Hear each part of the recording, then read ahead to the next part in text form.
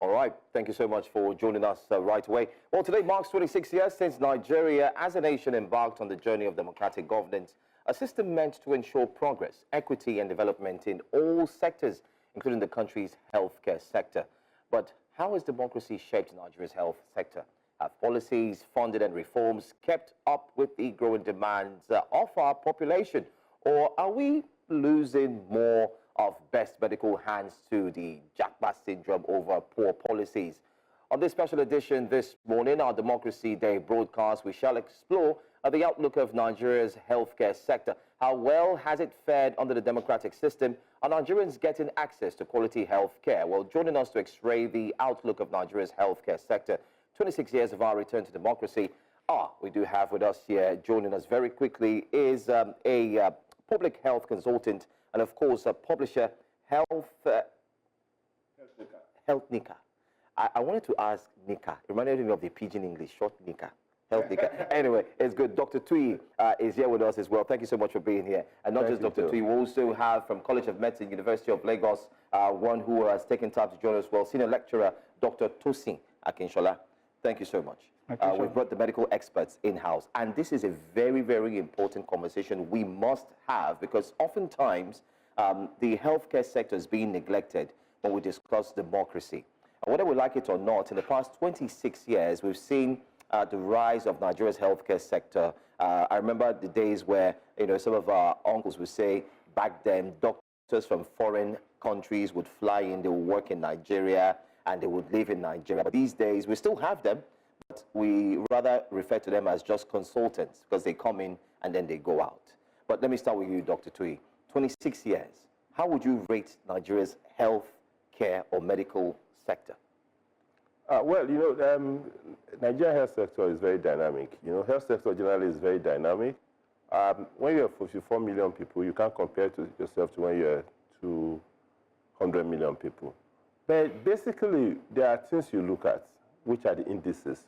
Now, if you want to do a snapshot of Nigeria's health system right now, okay, you have the life expectancy of 54 years for men, 59 years for women.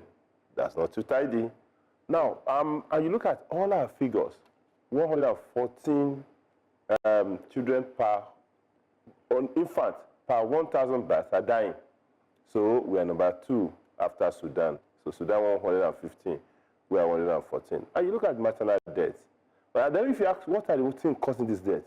Measles, malaria, malnutrition, the chest infection, birth problems. Simple things that you can really do and resolve.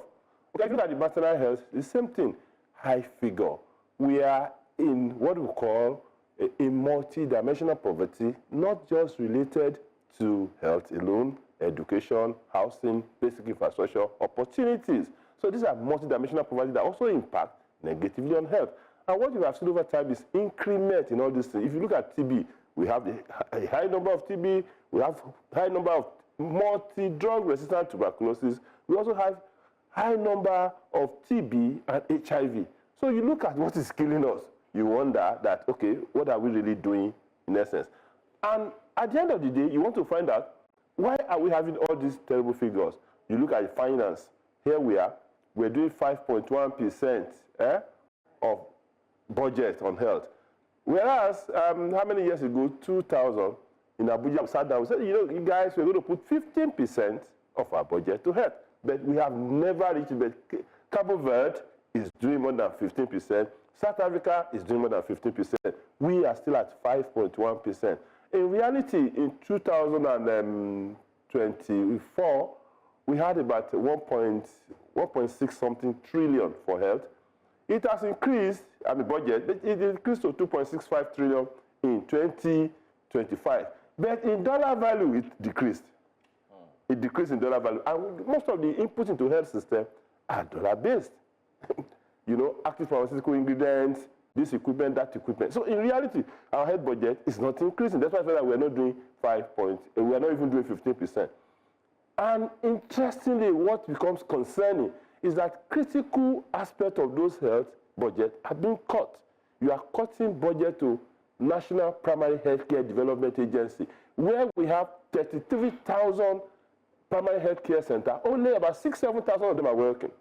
So we are not getting it. Then secondly, you are cutting, you've increased budget for immunization, but you are cutting that of family planning. Where Nigeria, an average woman is having how many children? Five, 6 children. And then you are now complaining that you are seeing a lot of, and our population in 2030 will be 236 million people. Ooh.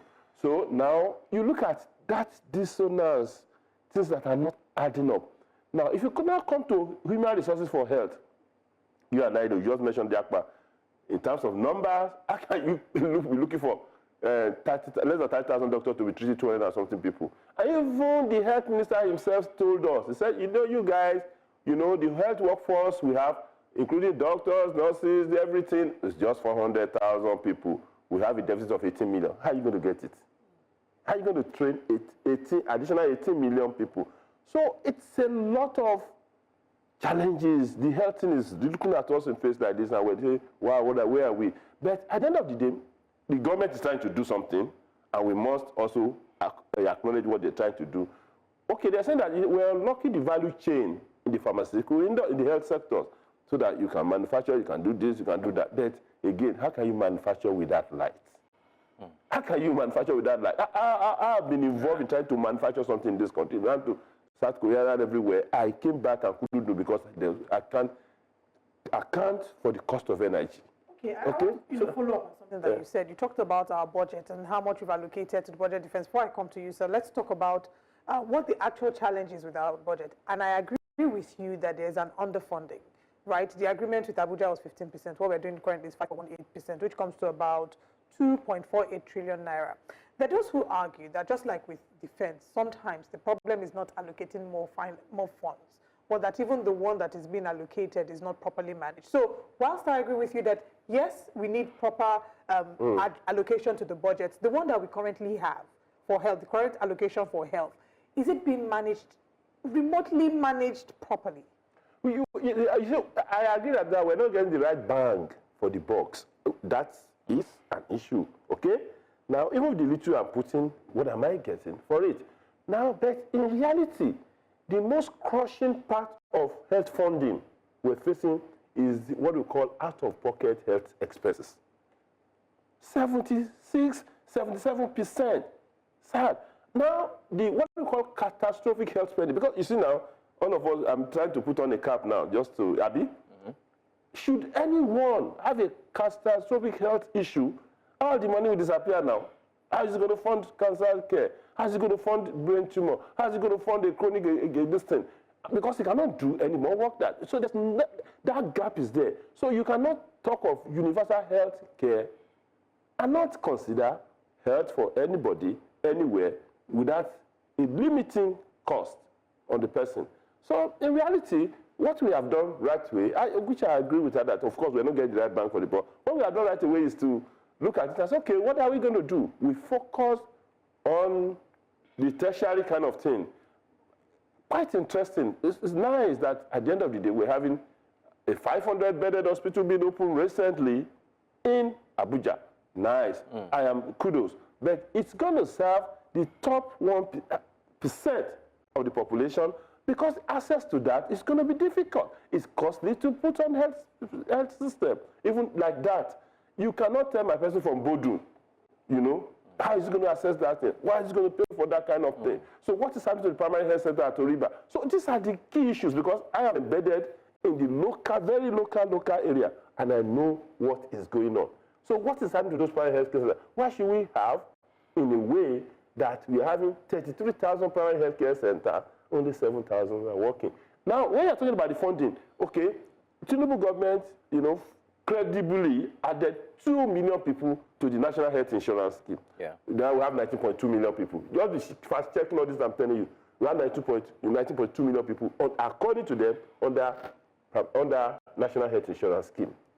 Wait a minute. We are 220 million. Now 90 million people. Only 90. So what's happened to the remaining 200 million people? So in reality, you are pushing people, and then what has happened again is that, to a large extent, we are not having the right education in health. Everybody Babalawo, pastor, this and that. They now look at the doctor and cast him and put the blame on him. Doctors, I went in a book launch. The next thing everybody is hospital and doctors. I just look at them and smile. I say, you don't understand. You know, because the reality is that the education that the guy would have gone here, gone there, and then it's a lot of disinformation, it's a lot of misinformation, some toxic things outside there concerning the health system. And that's happens to be the low-hanging fruits that we can deal with. Spend the right money on information and education. All right, let's talk about education now and bring Dr. Akinsola into the conversation. When it comes to education, we've had people who have argued as well that Nigeria's cost for training medical professionals is extremely subsidized, right? So I want you to speak to that. I can see the reaction on your face. I want you to speak to that, as well as the current Japa syndrome. It's almost like when you meet any medical professional, the question is not, are you leaving? It's almost like, when are you leaving? So give us a picture of what that looks like for you. Yes, thank you very much. First of all, when my colleague just made mention that the infant mortality is 74 per 1,000 live births. For our audience that are there, they need to know what is the interpretation of this. That interpretation of 74 per 1,000 live births means that one Nigerian child for every 13 do not reach their age 1. That's the meaning. Then for under 5 mortality, that is 117 per 1,000. What is the interpretation of it? It means that one Nigerian child for every 8 do not survive to their 5th birthday. So you can now see these how poor the indices are. And to talk about the Japa, actually, as a matter of fact, about a couple of months ago, the government made mention that they should recruit new medical personnel, doctors, nurses, and other personnel. But have they talked about who are those in charge of teaching and training these new medical doctors?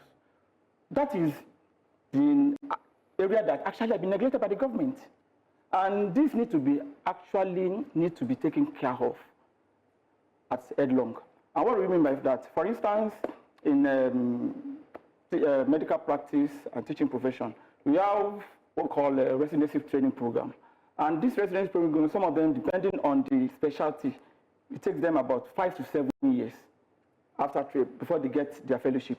And when they get this fellowship, you find out that in health and education, they are siames that cannot be divorced from each other. And when they become fellowship, become consultant in the teaching hospital. Now, when there is now opening in the College of Medicine, which will involve training and teaching the medical students and other medical areas. Now, when they want to move, they will have to relinquish their full-time status in the teaching hospital. Now, moving on to College of Medicine, where they're not going to get a full-time. That means that they are doing 2 jobs. Are you getting my point? Now, their total package for one job, if they are under the teaching hospital, is more than 2 jobs they are taking now. So that's why most of those who are even professionals, who are specialists in the teaching hospital, there is no incentive for them to move to the teaching area. And this area, the government actually needs to address it very urgently, because we have a short of teaching manpower in the medical profession. And not only that, even including other area of specialty in the university. Can you imagine if a professor of medicine having less than 600,000 naira in a month?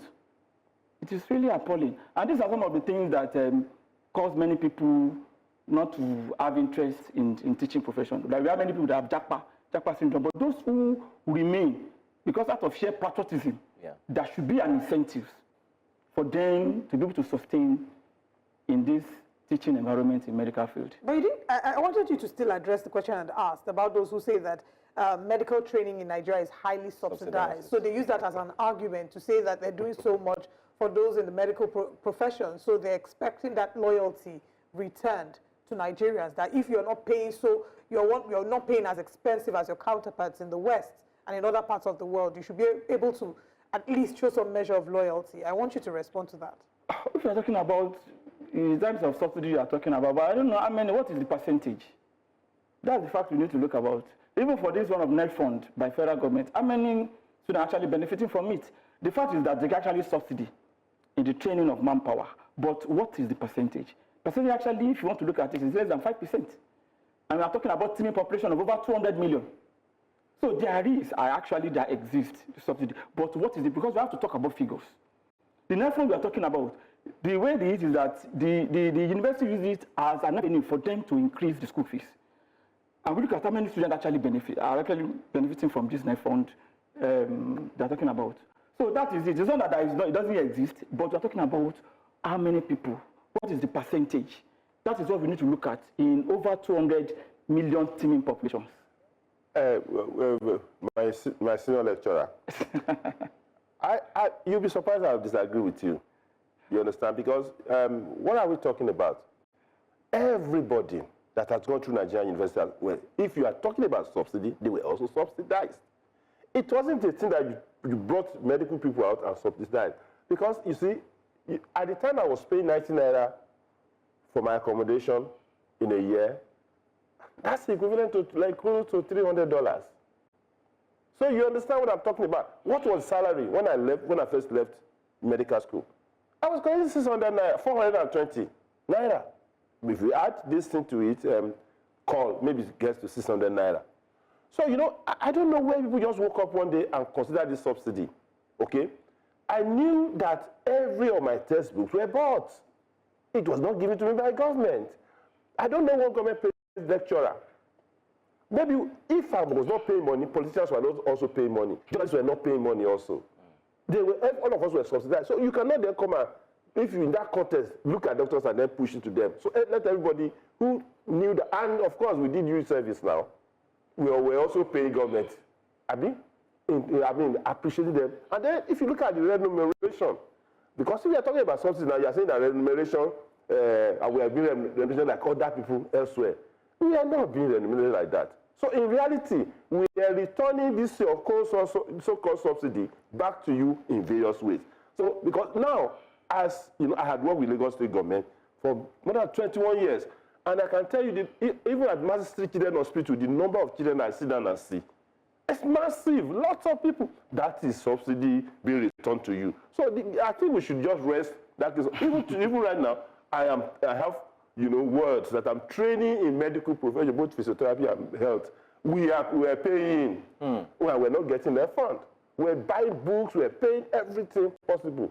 So I think we should rest that subsidy. And I would like to have that discussion with anybody who felt that there's subsidy, and he should come and tell me why lawyers were not subsidized in university, why journalists were not subsidized, why politicians were not subsidized, and why and it has to be doctors that were subsidized. I think let's just rest it. Well, just to look into this, 26 years, we're still focused on the democracy. What do you think we've gained from the medical sector from democracy? Let me tell you, medicine thrives better when there's freedom, when you can talk, when you can do research.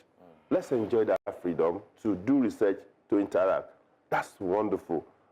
Medicine works better when, in fact, really, the university can be opened, because some of us suffered military. My university was closed for 8 months. University of Ife was closed for 8 months under Babangida. It was always quarrel. You know that kind of thing. It's not a different lecturer issue now. He will just look at you out of his whips and capes and close you down. So let us first of all enjoy that.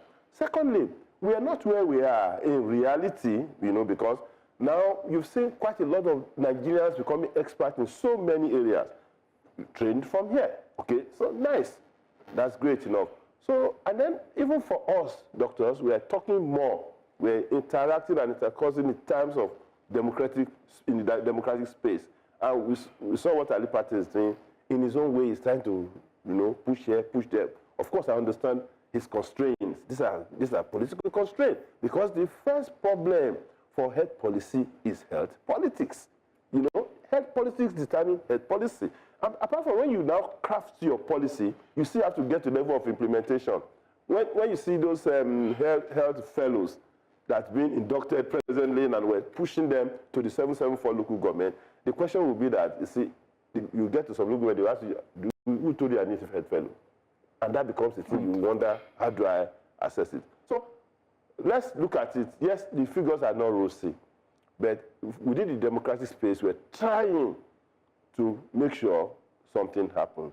And I will not say that the figures then is worse than now. But now, because when you are seeing population increasing, when you are seeing the changing phase of diseases, which all these lecturers are neighbor, you expect new reform. You expect to adapt. Yeah. And that's the adaptation that's the key issue. And then another thing he mentioned, which is the wrangling in between the medical different specialties and different cadres of health workers. This one is, and at the end of the day, people are not doing science.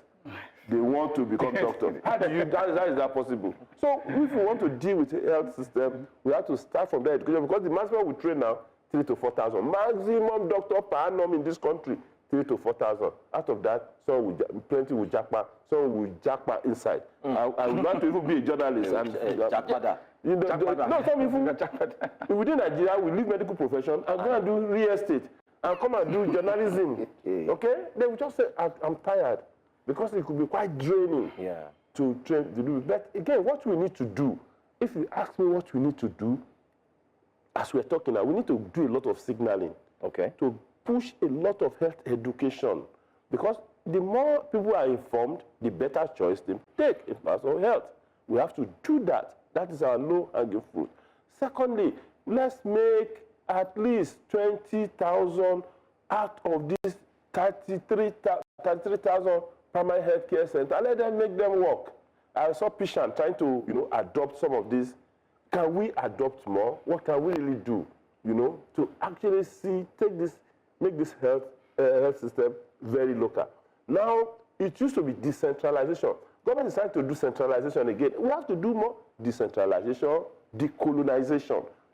These are key health issues.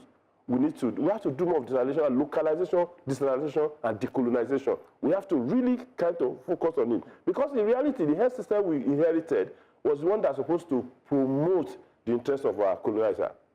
All right. That is basic. Okay, speaking about promoting interests of... Okay, I know you wanted to say something. Okay. I just want to let us also understand that our health system generally actually have 3 levels. We have the primary level, the secondary level, and tertiary level. And there has to be balancing in all these 3 levels for us to have health equity. For instance, in primary level, that's why we have the primary health care centers. Then we also have the secondary level, that is the general hospitals. And the tertiary level, that's where we have the teaching hospitals, where we have the specialists. So these 3 levels also, each of them has their own functions. So there's some diseases that you can actually handle at the primary level, where some at the secondary level, where some at the tertiary level. And another thing we also need to look at, apart from the training which I talk about, is that what about the affordability of these healthcare services by the teeming populace? For instance, you can see maybe a couple of days ago, there is one tertiary hospital that you see some family protesting that their loved one died after spending over 7 million. Yes. And they now said that before they go claim this corpse, they have to pay another 1.9 million. Yes. We also have a situation whereby a couple of months ago to a tertiary hospital that the families that are the one that are bringing generators for their family to be able to have it. These are some of some of basic amenities that are supposed to be provide for the healthcare workers. So these are some of the issues bedeviling the health sector generally. And I thank you for speaking to that. Earlier, when Dr. Tuyi was speaking, he talked about the Basic Healthcare Provision Fund. And unfortunately, even though we have seen an allocation for the Basic Healthcare Provision Fund, you mentioned that 75% of Nigerians are still relying out of pocket to pay for their medical expenses, which then begs the question, what of health insurance? Again, another underrepresentation. But I want to go back to something. You said the healthcare system that we inherited is one that should benefit our colonizers.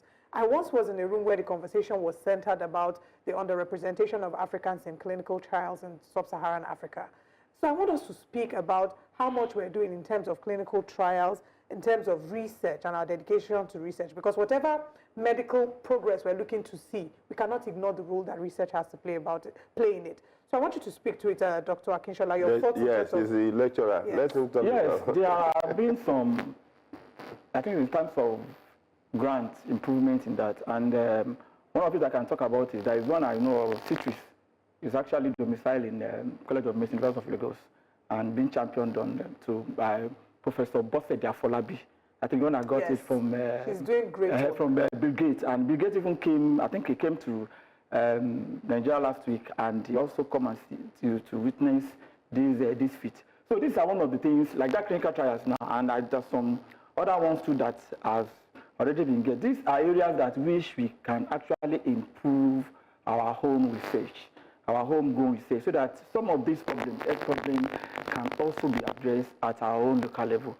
And to be sincere, government need to do a lot in this research. They need to do a lot of research in this medical research and other ancillary services too, so that problems relating to our HIV and AIDS, TB, and other diseases can also be nipped at the bud. All right. I mean, I'm glad that you mentioned Professor Bosede Afolabi. She's doing really great work with MRH Collective, and I've seen the amount of research they're putting and trying to reduce the numbers with regards to maternal mortality as well. Dr. Tuyi, I believe that Joe wanted to speak. Yeah, I mean, just to wrap up, unfortunately, we're being told we're out of time, but just to wrap up, Dr. Tuyi, what is needed now that the federal government needs to address immediately? Just two things, briefly, as Nigeria marks 26 years.